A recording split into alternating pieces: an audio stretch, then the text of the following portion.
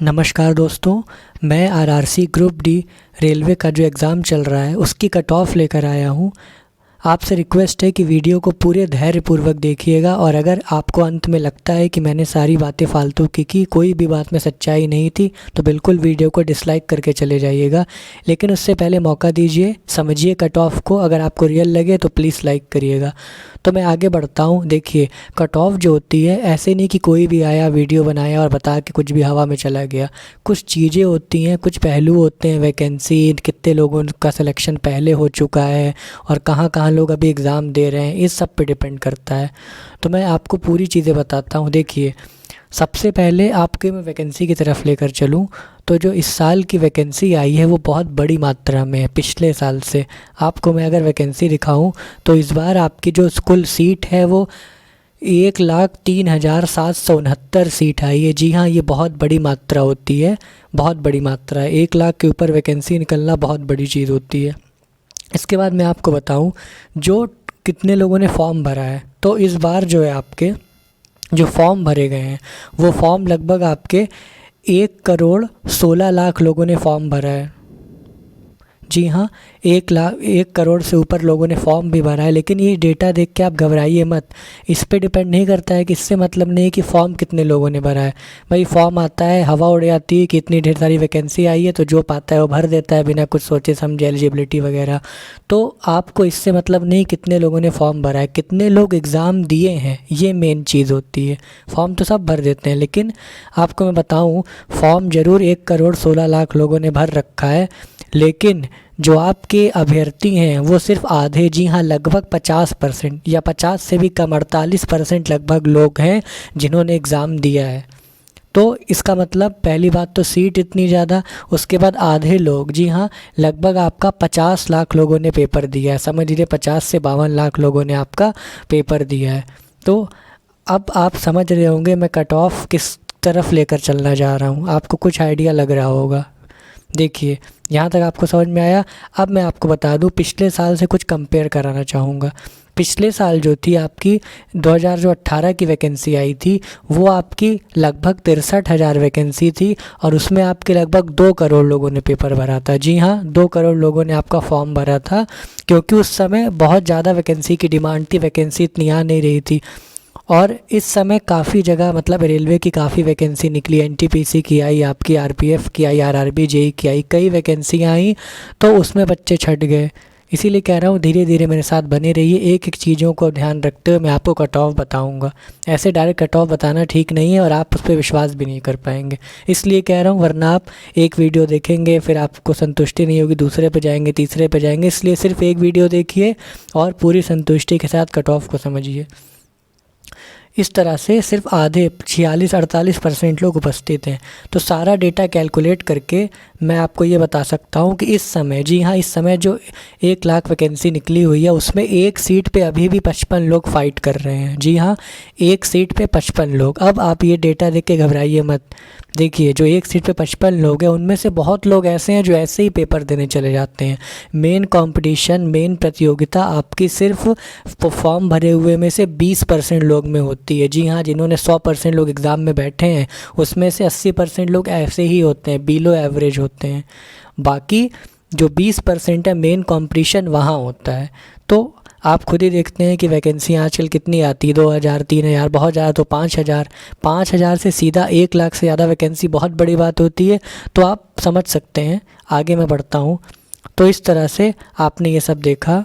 उसके बाद मैं आपको एक चीज़ और जो बहुत ही इम्पॉर्टेंट आंकड़ा है वो बताना चाहूँगा कट ऑफ बताने से पहले। देखिए, ये 2019 की वैकेंसी है, हम सब जानते हैं। अब 2019 से लेके 2022 अब तक 3 साल हो चुके हैं। इस दौरान, इस समय में क्या हुआ है, आपके इतने कई फॉर्म आ चुके हैं और कई जो मेन लोग थे, जो मतलब मेन कैंडिडेट थे, जो अच्छे से लग के पढ़ाई कर रहे थे, उनका सिलेक्शन बहुत जगह हो चुका है।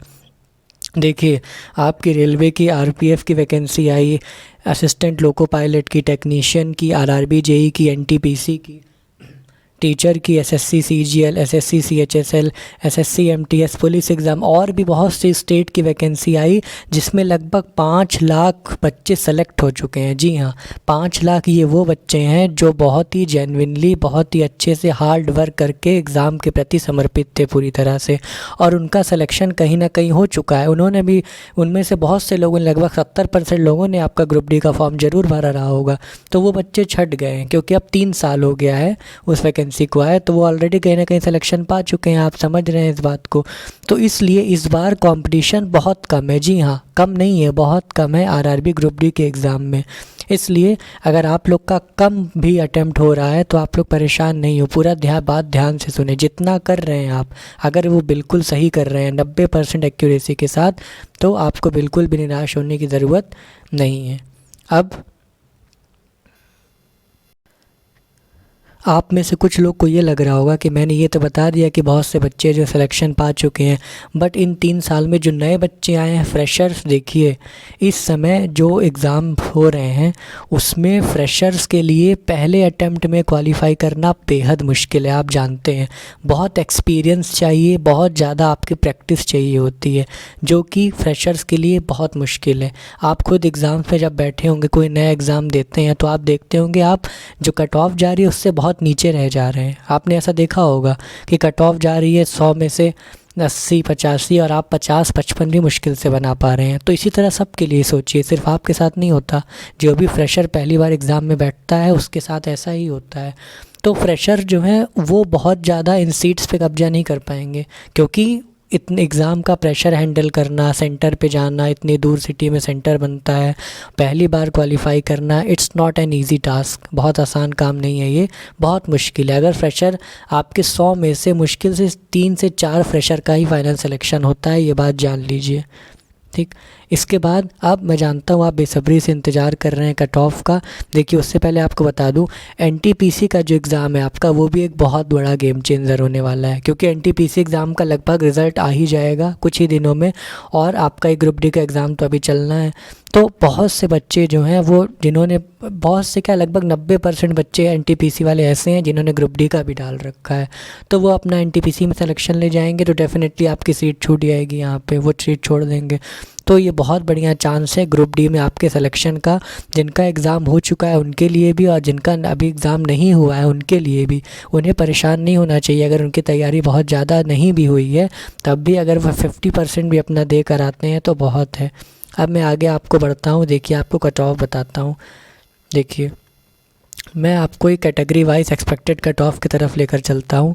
सबसे पहले हम जनरल की बात करें। जी हाँ, देखिए, पहले मेरी बात सुन लीजिएगा। अगर आप उल्टे सीधे कमेंट करेंगे कि इतना कम बता रहा है या ये बता रहा है, मैंने ये सारे रीज़न आपको बता दिए हैं।